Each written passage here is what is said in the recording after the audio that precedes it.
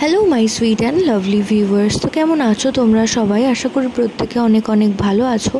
আজকে আমরা চলে এসেছি নতুন আরেকটি ইনফরমেটিভ ভিডিও নিয়ে।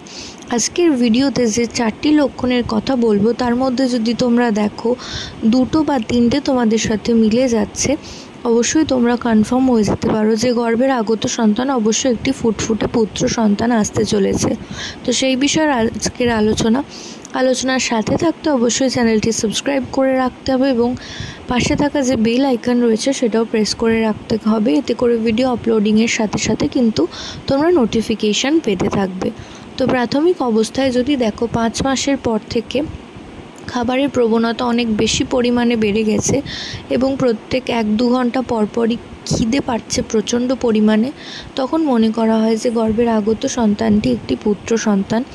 এছাড়াও যদি দেখো গর্ভবতী মায়ের ফিটাল হার্ট রেট অর্থাৎ FHR প্রত্যেকবার আল্ট্রাসোনোগ্রাফির পর যদি দেখো 140-এর ওপর রয়েছে, তো তোমরা ধারণা করে নিতে পারো যে গর্ভের আগত সন্তানটি একটি ফুটফুটে পুত্র সন্তান আসতে চলেছে।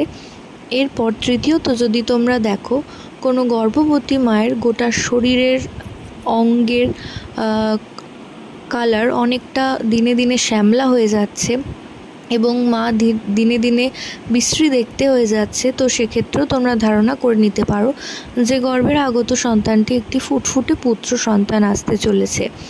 এছাড়াও যদি দেখো গর্ভবতী মায়ের সপ্তম, অষ্টম, নবম মাস অর্থাৎ 3rd ট্রাইমেস্টার থেকে পা ফোলা শুরু হয়েছে এবং পায়ের পোর্শনটা একটু বসে থাকলেই ফুলে যাচ্ছে, তো সেক্ষেত্রেও তো কিন্তু তোমরা ধারণা করে নিতে পারো যে গর্ভের আগত সন্তানটি একটি ফুটফুটে পুত্র সন্তান আসতে চলেছে।